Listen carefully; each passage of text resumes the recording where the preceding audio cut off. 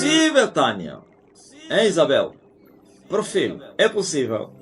É possível um homem corrupto compreender, entender Deus? Hein? Somente os que têm a mente de Cristo poderão entender Cristo. E só têm mente de Cristo os que amam a Cristo. São esses que guardaram a palavra de Deus no seu coração, nos seus corações. Como Davi. Davi não guardava a palavra de Deus na sua mente, mas sim no seu coração. Davi não guardava a palavra de Deus na sua boca, nem tão pouco na gaveta, nem tão pouco no livro, no museu. Não. Guardei a tua palavra no meu coração, ó Deus, para não pecar contra ti. Somente aqueles que guardaram a palavra de Deus em seus corações não pecarão contra o Senhor, porque a mesma palavra vai gerar temor. E como o coração é o lugar do amor, a mesma palavra será amada por esse coração que a guardou. O povo da terra. Hein? Mas quando nós temos a palavra na mente, ou então na nossa boca, então somos meros papagaios. Somos simples espectadores no reino de Deus, que conhecemos a palavra, mas não entendemos a palavra. Que conhecemos a palavra, mas não conhecemos a palavra. O que é isso? Conhecemos, não sei. Quem conhece a palavra somente com a mente e não com o coração, na verdade o coração ele guarda. E quando o coração guarda, também vai praticar. E quando o coração pratica, então esta palavra é conhecida no espírito. Mas quando ela é conhecida na letra, superficialmente, na superficialidade, então é uma mentira, é um cadáver. É um cadáver que tem a palavra, mas não tem o espírito. Quando alguém tem a palavra e não tem o espírito, ele é um cadáver. É como um corpo sem vida. Entenderam? Quando alguém não tem nem palavra, nem espírito, também é um cadáver. Abaixo do cadáver é um osso seco e sequíssimo. Ouviu?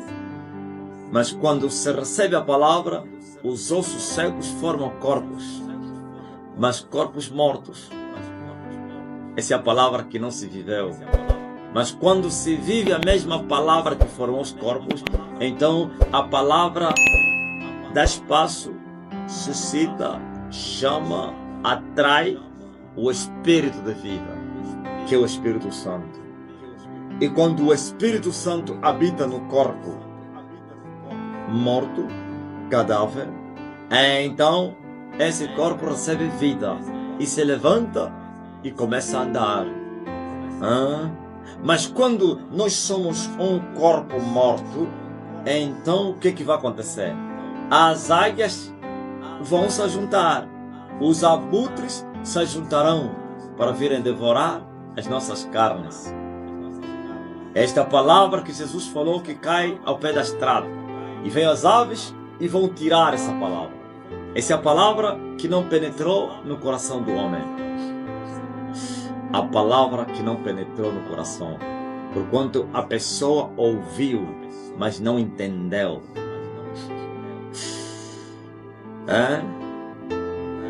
Como você vai crer naquela palavra que você não entendeu?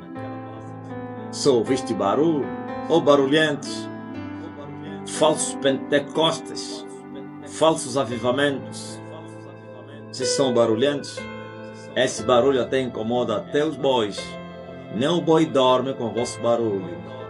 Mas precisamos guardar a palavra em nosso coração para não pecar contra ele.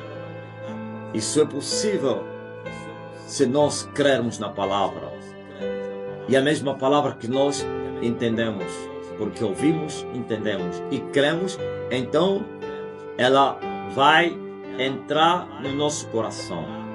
E a palavra que entra e guardada no nosso coração recebe a vida. Deixa de ser letra para se tornar também espírito. E quando a palavra é espírito, então também será vida. Jesus disse: a palavra que eu vos tenho pregado é espírito e vida. Mas a palavra que não é espírito é o que é?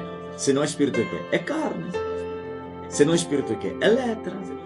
E o que a letra faz? Segundo o Espírito Santo em Paulo, que a letra mata. E o que a carne faz? Segundo o Evangelho de Jesus Cristo, que a carne para nada aproveita. Então um corpo sem vida aproveita em quê? Nada. Até traz enfado. Se tiver um corpo na tua casa, de uma criança, de um velho que morreu, você não vai ter paz. Vai ficar constrangido com a presença de um cadáver. Você vai ficar doente. Isso vai te fazer mal. Você vai ficar sem paz. Você tem que fugir daquele lugar. Só vão se juntar as águias. Aonde estiver um cadáver, aí se juntarão as águias. Quem são as águias? São os diabos. Os diabos gostam de carne podre. Os diabos gostam da letra. Aliás, o diabo é o fundador da religião. O diabo é o primeiro religioso do mundo. Ele que começou com a religião. O que é a religião? O que é ser religioso? É ser um extremamente religioso. O religioso é um extremamente religioso que serve a um Deus desconhecido, que adora um Deus desconhecido. Sim, e quando nós servimos e adoramos, honramos a um Deus desconhecido, geralmente o faremos segundo a nossa maneira, segundo os moldes humanos. Vós adorais o que não sabeis, mas nós adoramos o que sabemos, porque a salvação vem dos judeus. E Paulo, na Grécia, encontrou um templo, ou então um altar escrito ao Deus desconhecido. E Paulo disse: esse Deus que vocês adoram, que vocês não conhecem, é esse que eu estou vos anunciar. É possível adorar, servir, honrar, amar um Deus desconhecido? Sim. Quando é um Deus desconhecido, então é um Deus falso. No lugar do desconhecido, nós colocamos lá o nosso Deus. Geralmente é a criatura, algo que foi criado.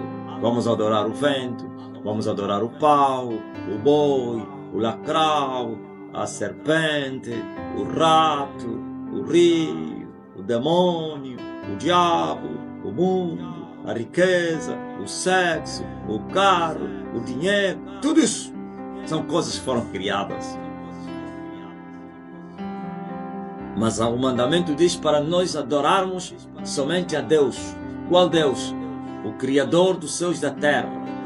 Sim, que enviou o seu Filho unigênito, Jesus de Nazaré, para vir nos ensinar Deus. E todos serão ensinados por Deus. E todos estão a ser ensinados por Deus. Então, cuidado com a letra. O religioso. O diabo é o dono da religião. O diabo prende mais almas na religião do que em qualquer outro lugar. O diabo mata mais pessoas na religião do que em qualquer outra parte. Sabe por quê? Porque o homem se torna um piedoso, piedade segundo ele próprio, zeloso sem entendimento, e ele perseguirá os retos caminhos do Senhor. Eu vejo um Paulo religioso, e ele disse que ele era religioso extremamente zeloso, zeloso segundo a lei. Sim, veja só, ele pensava que adorava o verdadeiro Deus, ele pensava que conhecia a verdade, e assim, zelo na carne, começou a cometer violência, brutalidade, massacre, maltratava, sim, em nome de Deus, batia, obrigava as pessoas a blasfemarem a Jesus em nome de Deus. Fazia o voto daqueles que seriam mortos em nome de Deus. Guardava as roupas dos matadores de Estevão em nome de Deus. Os perseguia, os maltratava, lhes dava surra, sim, os encerrava nas cadeias em nome de Deus.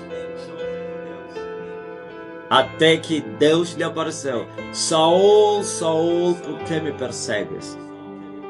Duro é recalcitrar contra os aguilhões. Quem és tu, ó Senhor? Eu sou Jesus, a quem tu persegues. Desde aquele dia, Saulo entendeu que Jesus é o Cristo que eles esperavam. Desde aquele dia, Saulo entendeu que o Messias que eles andam a esperar, ou que andavam a esperar, é aquele que eles mataram. Naquele dia, ele entendeu que, afinal de contas, Jesus de Nazaré, que era odiado por eles, é o verdadeiro Deus. Agora entendeu que o povo de Jesus era o povo de Deus. Agora Saulo entendeu que ele era um simples desviado, um carnal, sim, que perturbava os retos caminhos do Senhor. E ele também usa as mesmas palavras para punir um pecador que perturbava os retos caminhos do Senhor. E ele pregava em um certo lugar, e lá estava um Bar Jesus, um feiticeiro, um falso profeta, que era considerado como uma divindade naquele território, com falsos milagres, com falsos sinais, com adivinhações e com tudo. E veio Paulo e começou a pregar a verdade. Não, esse até não é esse que contradiu, esse é que eu estou a falar, o que era Simão, que era considerado como uma divindade. Não tem nada a ver com o Bar Jesus. Esse é Simão com Filipe. Estou a falar Bar Jesus, Paulo pregava a um cônsul e esse feiticeiro lhes pregava. Achava que ele era o verdadeiro profeta. E dizia ao cônsul que o que Paulo pregava era mentira, que a verdade estava com ele. Despregava ao cônsul, porque o cônsul, sendo um cônsul, era um homem, um príncipe no meio do povo, isto é, também um afartado, e falso profeta só seguem o que o povo tem. Mas Paulo seguia o povo, não o que o povo tinha. E o mesmo Paulo disse que eu não estou atrás do que vos, mas atrás de vocês, para vos preparar e vos apresentar como uma noiva diante daquele que é o noivo, Jesus de Nazaré. E o mesmo Paulo disse, e ele está vindo para buscar o seu povo. Mas qual povo? Um povo zeloso e de boas obras. Agora o feiticeiro só queria o dinheiro do pré-consul.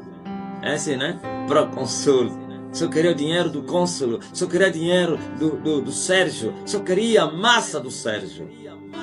E Paulo queria que Sérgio se convertesse para a salvação da sua alma. E o bruxo, o falso profeta, só queria as recompensas, o dinheiro, o favor, sim, do Sérgio. E Paulo veio até ele e disse, ó filho do diabo, cheio de engano e de malícia, inimigo da justiça, até quando você vai cessar de perturbar os retos caminhos do Senhor? Eis aí a mão do Senhor contra ti, e ficarás cego por algum tempo sem ver o sol. O mesmo que lhe fizeram é o que ele fez ao outro. Ouviste? Eu creio que Paulo se lembrou, eu também já fui um perseguidor, um perturbador dos retos caminhos do Senhor. E Jesus me cegou por 3 dias e 3 noites, eu não vi o sol. E você também vai ficar cego por algum tempo sem ver o sol. O feiticeiro ficou cego. Onde está o feitiço dele? Sumiu? Sumiu.